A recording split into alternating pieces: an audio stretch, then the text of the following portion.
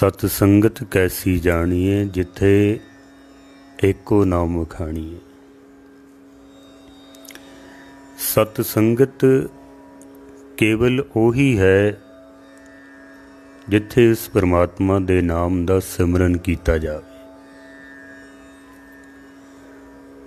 भाई साहब भाई गुरदास जी सत संगत दी व्याख्या एक पंक्ति दे विच करदे हन।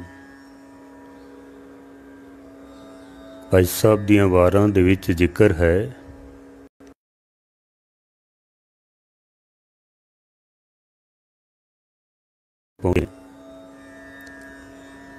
तुम्हारे सच्चे पातशाह जी धर्मशाल करतारपुर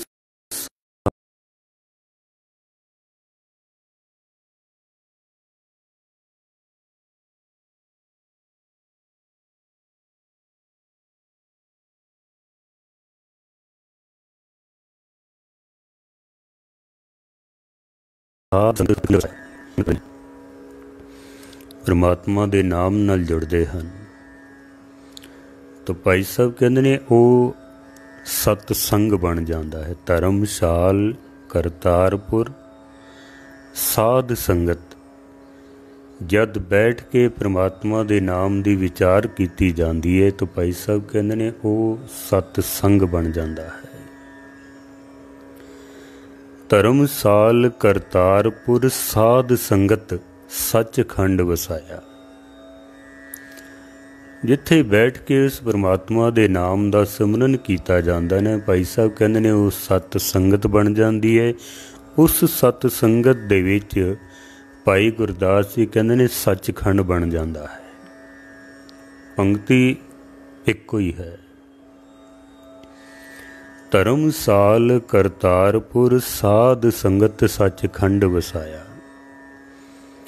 जिथे धर्मशाला है उत्थे सत संगत है। पुरातन समय दे विच बैठ के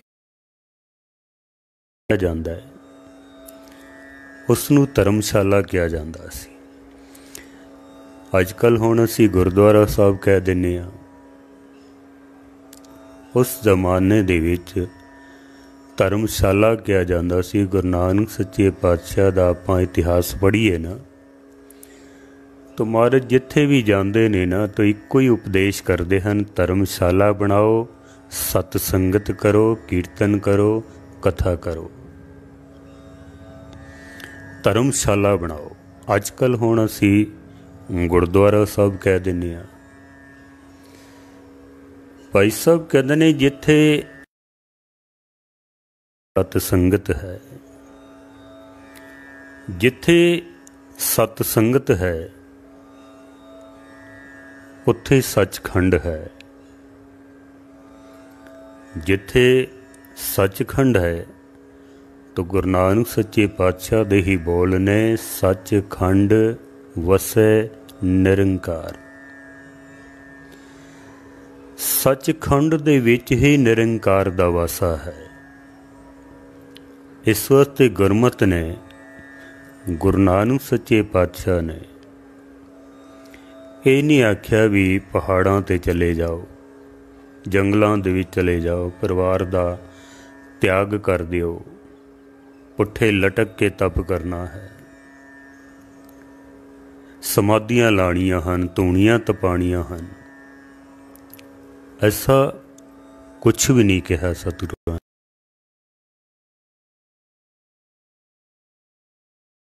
धर्मशाला बनाओ, सतसंगत करो, बस इक्को ही उपदेश। गुरु नानक सच्चे पातशाह जी कहते ने जे तू परमात्मा की प्राप्ति करनी है तो सतसंगत कर, उथे निरंकार दा वासा है। मड़िया मसाणा दे विच नहीं है। बाबा मड़ी ना गोड़ गुरु अंगद के हिये माहे, उन सत संगत और निस दिन वसबो मैं करूँ। जे गुरु नू लभना है, परमात्मा नू लभना है तो सत संगत दे विचों लभो। उत्थे परमात्मा ने मिलना है, होर किधरे भी नहीं मिलेगा। रब होर किधरे नहीं मिलेगा। इस वास्ते भाई साहब भाई गुरदास जी कहते हैं कि सतसंगत एक पंक्ति दे विच व्याख्या, जिथे धर्मशाला है उत्थे सतसंगत है, जिथे सतसंगत है उत्थे सचखंड है, ते जिथे सचखंड है ना उत्थे ही निरंकार दा वासा है, उसी स्थान ते। भाई साहब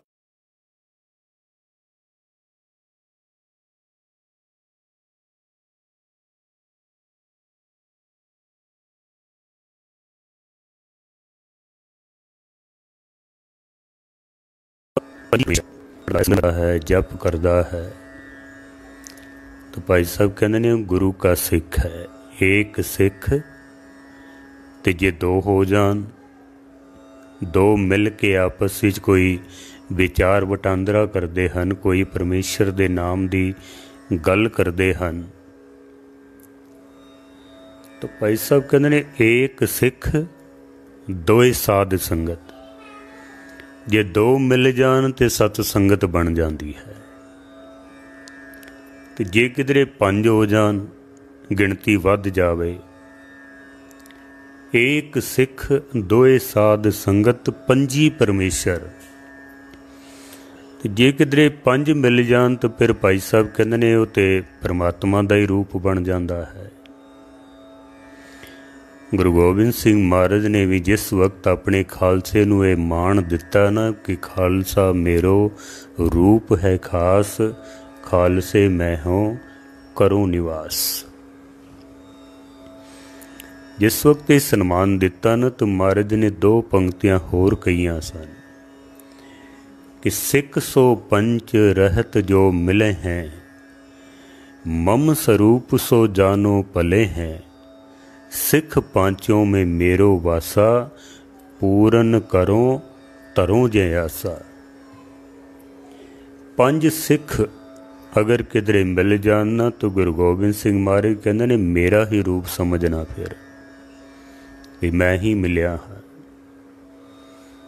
पंज दे विच परमात्मा दा वासा भाई गुरदास भी यही कह रहे ने, 10वें पातशाह भी यही कह रहे ने।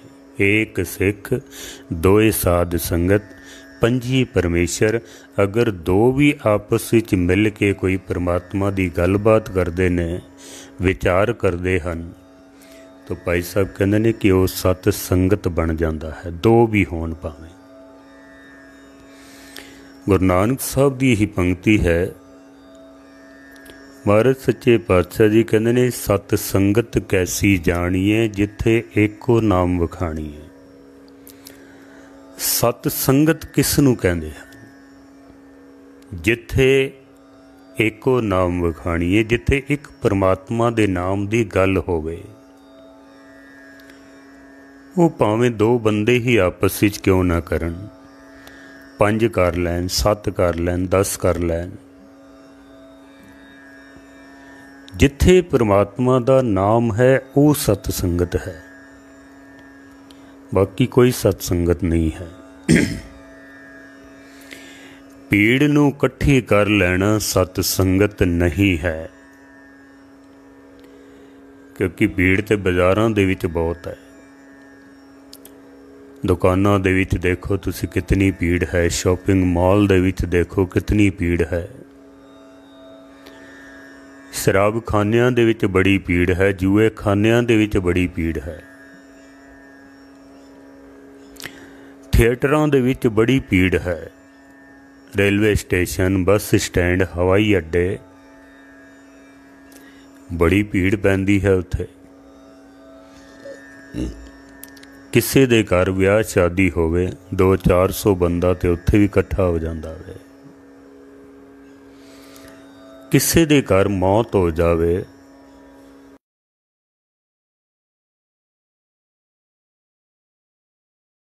ये तो नहीं ना कि वो सतसंगत बन गई है। भीड़ भावें जितनी मर्जी इकट्ठी कर लीए, वो सतसंगत नहीं हो सकती है। भावें हजारां ही बंदे क्यों ना इकट्ठे हो जान, बंदे भावें 2 होण दे नाम दी गल तो महाराज दी बाणी भाई साहब भाई गुरदास जी कहंदे ने ओ सत संगत है। एक सिख दोए साध संगत, पंजी परमेश्वर। सत संगत कैसी जानिए, जिथे एको नाम वखाणीए। जिथे एक परमात्मा दे नाम दी गल होवे ओ सत संगत है। भीड़ इकट्ठी कर लैना सत संगत नहीं होंदी है, उन्होंने सत्संग नहीं किया जा सकता है। मैं एक दिन पढ़ रहा सा बाबा नंद सिंह जी कलेरा वाले, कोई समागम से उत्थे ते तकरीबन कोई 5 लाख बंदा उत्थे इकट्ठा होया। 5 लाख बंदा।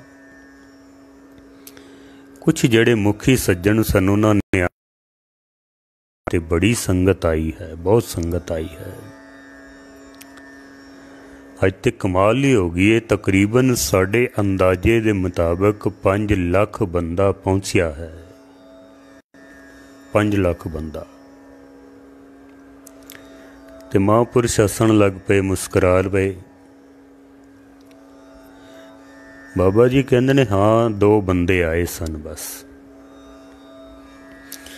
उन्होंने सज्जणा ने आख्या महाराज 5 लाख बंदा आया है, इतना साडा लंगर खर्च हो गया, इतने पकौड़े खा गए ने, इतनियां जलेबियां खा गए ने, इतनी साड़ी खीर खर्च हो गई है, इतनी बाजारां दे विच भीड़ सी, इतनी अंदर गुरुद्वारा साहब दे भीड़। जो साडा अंदाजा है तकरीबन 5 लाख बंदा पहुंचा है।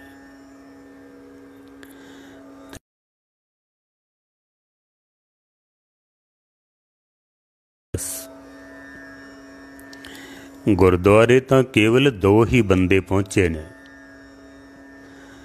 बाकी जितनी भीड़ सी वो सब लंगर खाण वालियां दी। कोई पकौड़े खाण आया, कोई जलेबियां खाण आया, कोई घूमण फिरन आया, कोई रिश्तेदारां नूं मिलण वास्ते आया वे, कोई बाजार विचों खरीददारी करन वास्ते आया वे। 2 बंदे आए ने जिन्हां ने आके गुरु ग्रंथ साहब दे अगे ये अरदास कीती है कि मेरा जन्म सफल हो जावे, मैनू नाम दी दात बख्शो, सत संगत दी दात बख्शो।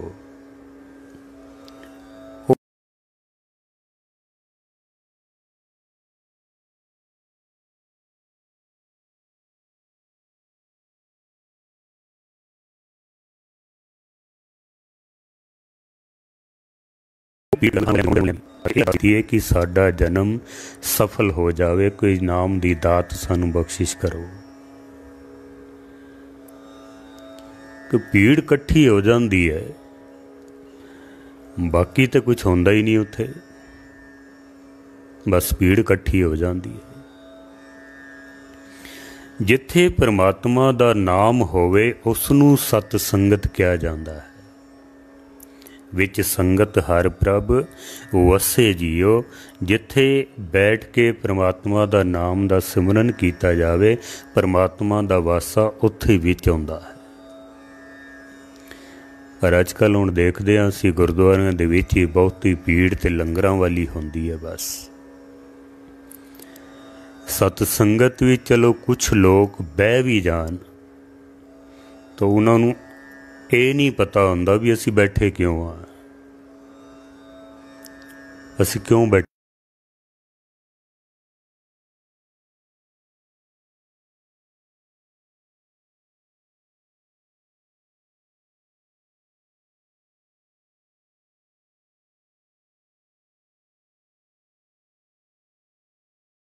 आए मत्था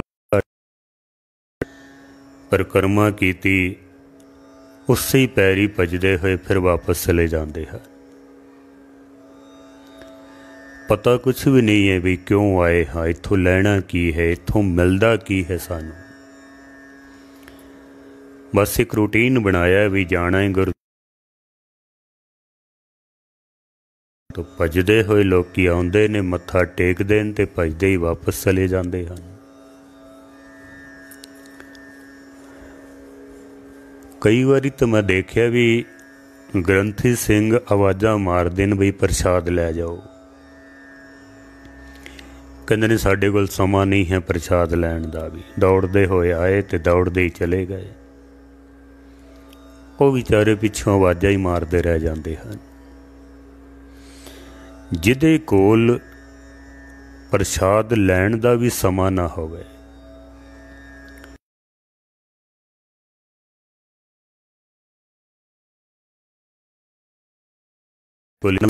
दो मिनट तसल्ली नाल बैठ के प्रसाद ले सके, इतना समय ही नहीं है। मस्कीन जी कोल कुछ सज्जन आए सन। उन्हां विचों एक ने आख्या भी कहंदा ज्ञानी जी तुहाडीआं गल्लां बड़ियां सोहणियां ने, कथा बड़ी वधिया तुसीं करदे हो। तुसीं कहंदे हो कि अमृत वेले उठो, नितनेम करो, सिमरन करो, बाणी पढ़ो, सत संगत करो, कीर्तन सुनो, कथा सुनो। समय नहीं है, किवें करिए असीं? तुसीं कहंदे हो सारा कुछ करो।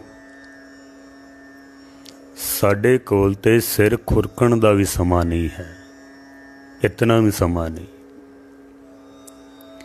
और देखण विच भी आउंदा बंदा 18 घंटे 20 घंटे धन वास्ते काम करदा है, लेकिन परमात्मा दे नाम वास्ते 2 घंटे भी नहीं होंदे, 1 घंटा भी नहीं होंदा, 10 मिनट भी नहीं होंदे हैं। धन वास्ते भज दौड़ बड़ी करदा है। एक सज्जन ते इत्थों तक पहुँच गया, कहंदा मस्कीन जी साडे कोल ते मरण दा भी समा नहीं है। तुसीं कहंदे हो नाम जपो, बाणी पढ़ो, किवें करिए असीं? साडे कोल तां मरण दा भी समा नहीं है। ज्ञानी संत सिंह जी मस्कीन साहब साडे उस्ताद विद्यादाता डरदे नहीं सन किसे कोलों भी। जो गल मूँह विच आ गई है, सच है, उसनूं कह देना वे। डरदे नहीं सन किसे कोलों भी। अजकल तो असीं देखते हैं ना, कई संतां महापुरुषों के जिन्हां दे नाल संगत जुड़ी हुई है, किसी की हिम्मत नहीं पैंदी भी किसी नूं कह सकन भी तू केस क्यों कटाना है, तू शराब क्यों पीना है, तू नशे क्यों करदा है, तू गलत काम क्यों करदा है। किसी नूं कहण दी हिम्मत नहीं पैंदी, क्योंकि उन्हां नूं पता है जे मैं इस नूं मूँह ते कह दिता तो जिहड़ी उगराही मिलती है सब बंद हो जानी है। फिर जो धन मिलता है, जो इन्हां कोलों होर कुछ मिलता है, सब बंद हो जाएगा। इन्हें आना बंद कर देना। डरदे मारे ही किसी नूं कुछ नहीं कहते। लेकिन मस्कीन साहब जी कदी नहीं सन डरदे। जो गल सच है उसनूं कह ही देना, जो सच है वो कह देना है। अक्सर वो एक शेर पढ़िया करते सन कि सच कहना अगर बगावत है तो समझो हम भी बागी हैं। सच कहना अगर बगावत है तो समझो हम भी बागी हैं। जे सच बोलना बगावत गिणिया जाता है तो फिर शायद बोलन तो रह नहीं सकता। और अजकल तो स्टेजां दे उपर भी देखने को मिलता है। गुरु की हजूरी दे विच जिस बंदे ने कदी गुटका नहीं पढ़िया होवे, 5 बाणियां दे जिसनूं नाम भी ना पता हो, पर क्योंकि चापलूसी करनी है तो फिर कह देंदे ने बड़ा गुरमुख बंदा है। कई तो इत्थों तक चले जाते ने, ब्रह्म ज्ञानी तक कह देंदे ने। अगले कोल भावें कुछ भी ना हो। मस्कीन साहब जी जो सच है वो कह देंदे सन, डरदे नहीं सन किसी कोलों भी। जद इस बंदे ने आख्या ना मेरे कोल ते मरण दा भी समा नहीं है, तो मस्कीन जी कहंदे ने मैनू समा कड्ढण दी लोड़ नहीं है। मौत ने समा कढ़ के एक दिन तेरे कोल पहुँच ही जाना है। मौत एक दिन पहुँच जाएगी तेरे कोल। तेरे कोल समा नहीं है ना, कोई गल नहीं, मौत एक दिन तेरे कोल पहुँच जाएगी। पर लोकी कह देंदे ने साडे कोल ते इतना समा भी नहीं है। गुरुद्वारियां दे विच जितनी भीड़ आ रही है ना, मंदिरां दे विच, मस्जिदां दे विच, बहुत सारे तो बेमकसद ही गुरुद्वारे आउंदे हन। कुछ पता नहीं है इत्थों की प्राप्ति करनी है, इत्थों मिलना की है, इत्थों असी लैना की है, इत्थे आउण दा साडा मकसद की है, कुछ नहीं पता है। चलो थोड़े बहुत कुछ होणगे जिन्हां नूं पता होवेगा।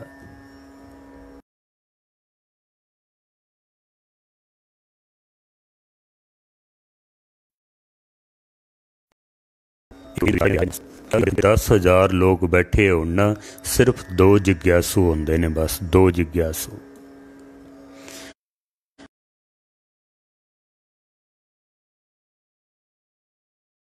उन्हां विचों कोई एक संत होंदा है बस, इस तो ज़्यादा नहीं होंदे। बाकी सब आ रहे ने ते जा रहे हैं, कोई मकसद नहीं है।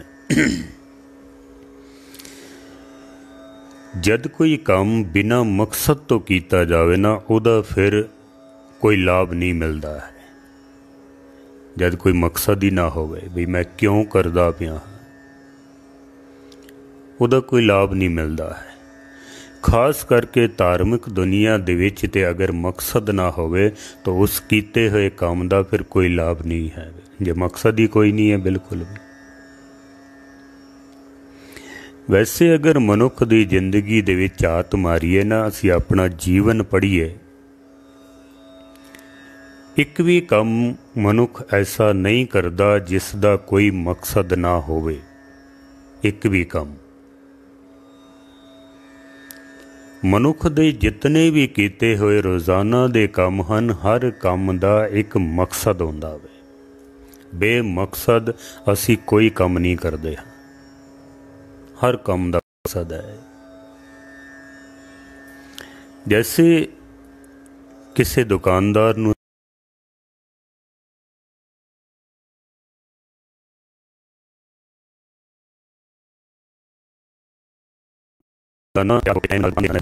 जो समान कढ़ के सारी दुकान नूं सजा के रखना है, सारा दिन उत्थे बैठा रहना में, रात बंद करके फिर घर आ जाना है, अगले दिन फिर जाना है, अगले दिन फिर जाना है। क्यों इतनी मेहनत करदा पिया? सियाणे दुकानदार ने यही आखना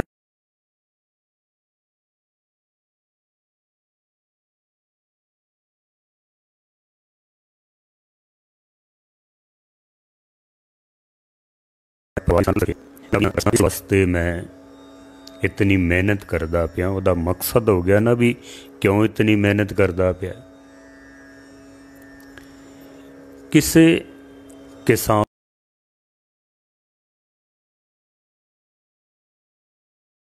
ते तुम मिट्टी विच पा देना मैं, खेती दा समा हुंदा ना, तो कीमती अनाज बल्कि महंगे बीज खरीद के किसान मिट्टी विच पा दिंदा वे, तो कोई उसनूं आखे भी बड़ा मूर्खता वाला काम करदा पिया, महंगा अनाज खरीद के तो मिट्टी विच पा दिता ही। क्यों कीता ही ऐसा? सियाणा किसान यही आखेगा भी एक दाने तो सैकड़े दाने मैनू मिल सकन, इस वास्ते मैं इतने दाने मिट्टी दे विच पा दिते हैं। एक दाने तो सैकड़े मिल सकन, इस वास्ते मैं इतनी मेहनत करदा पिया। उहदा मकसद हो गया ना भी क्यों करदा पिया। इस तरह ही आपां अगर गिणती करते जाइए, किसी नूं पुछिए भी तू रोटी क्यों खाना है,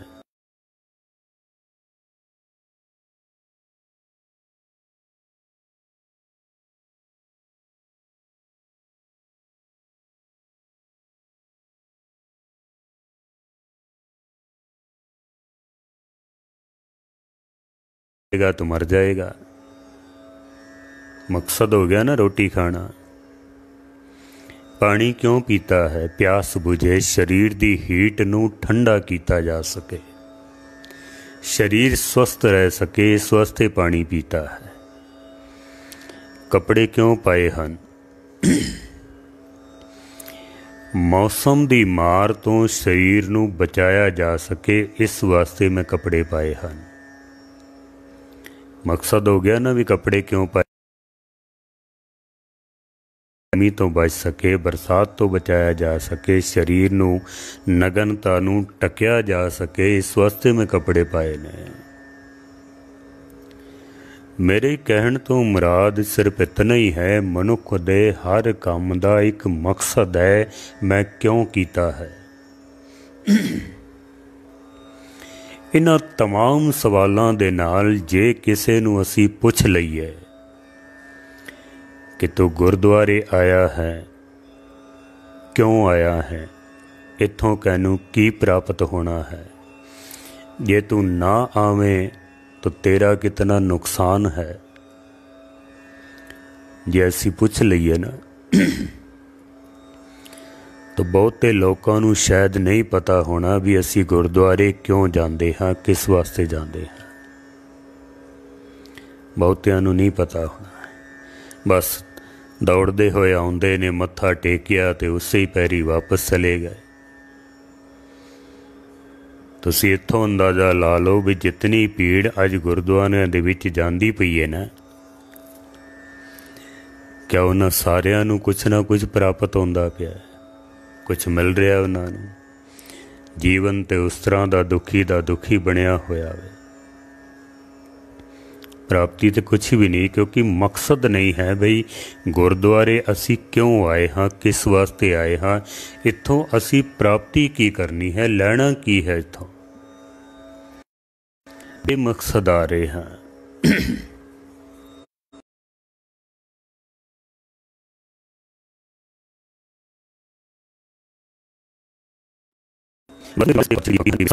गुर प्रसाद परम पद पाया, सोके काष्ट हरिया। साडे गुरुद्वारे आउण दा ये मकसद है कि मेरे माधव जी सत संगत मिले सो तरिया। सत संगत दे विच जाण नाल साडा जीवन सफल हो सकदा है। सत संगत दे विच जाण नाल सानू परमात्मा दी प्राप्ति हो सकदी है। पर जे मकसद दा पता होवे तां है ना। मैं पढ़ रहा सा एक दिन मनोविग्यानिकां नूं, कहंदे ने जे किसी बच्चे नूं असी मां कह दवे कि जा बाजार चला जा ते बच्चा चला भी जावे, इस बच्चे नूं पता ही ना होवे कि मैं बाजारों लैना की है, मैं बाजारों लैना की है। बच्चा सारा दिन बाजार दे विच भटकदा होया, ठोकरां खांदा, धक्के खांदा, शाम नूं खाली हाथ वापस आ जाएगा, बिल्कुल खाली हाथ, पता ही नहीं है मैं बाजारों लैना की है। पर जे माँ इस बच्चे नूं समझा दवे भी इस रस्ते तो जाना है, फलानी दुकान ते जाना है, इतने पैसे दा ऐ सौदा खरीद के वापस आ जाना है, ये बच्चा सीधा ही उस दुकान ते जाएगा, सौदा खरीदेगा तो वापस आ जाएगा, भटकेगा नहीं।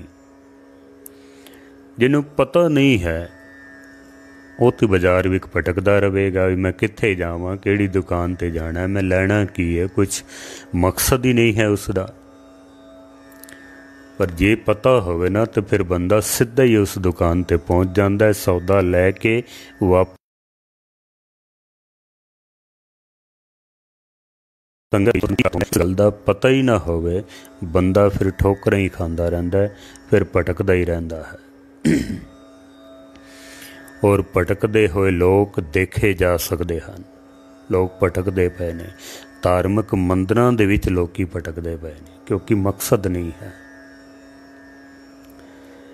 तुम्हारे सच्चे पातशाह दी बाणी कहंदी है, सत संगत कैसी जानिए, जिथे एको नाम वखाणिए, एको नाम हुक्म है। परमात्मा दा नाम जिथे सिमरिया जाए वो सत संगत है। उस सत संगत दे विचों असी प्राप्त की करना है। दास ने यह सबजैक्ट सत संगत दा लड़ीवार आरंभ किया है। रोज़ाना शाम दास का जो फेसबुक पेज है कथा सागर, ਉਹਦੇ ਉੱਤੇ 6:30 ਤੋਂ 7। ਅੱਜ ਥੋੜ੍ਹਾ ਮੈਂ ਲੇਟ ਹੋ ਗਿਆ ਵਾਂ। ਇਹੀ ਕਥਾ ਆਪ यूट्यूब ਤੇ ਵੀ ਸਰਵਨ ਕਰ ਸਕਦੇ ਹੋ। ਕਥਾ ਸਾਗਰ ਮਨਮੋਹਨ ਸਿੰਘ ਨਿਮਾਣਾ यूट्यूब ਚੈਨਲ।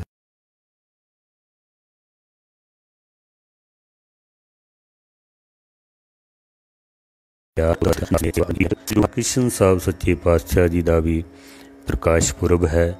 ਸੋ ਸਤਿਗੁਰਾਂ ਦੇ ਪ੍ਰਕਾਸ਼ ਪੁਰਬ ਦੀ ਆਪ ਸਾਰਿਆਂ ਨੂੰ ਬਹੁਤ ਬਹੁਤ ਵਧਾਈ ਹੋਵੇ। ਕੱਲ੍ਹ ਫਿਰ 6:30 ਤੋਂ 7 ਆਪ ਕਥਾ ਸਰਵਨ ਕਰ ਸਕਦੇ ਹੋ। ਭੁੱਲਾਂ ਚੁੱਕਾਂ ਦੀ ਮਾफ़ੀ। ਵਾਹਿਗੁਰੂ ਜੀ ਕਾ ਖਾਲਸਾ, ਵਾਹਿਗੁਰੂ ਜੀ ਕੀ ਫਤਿਹ।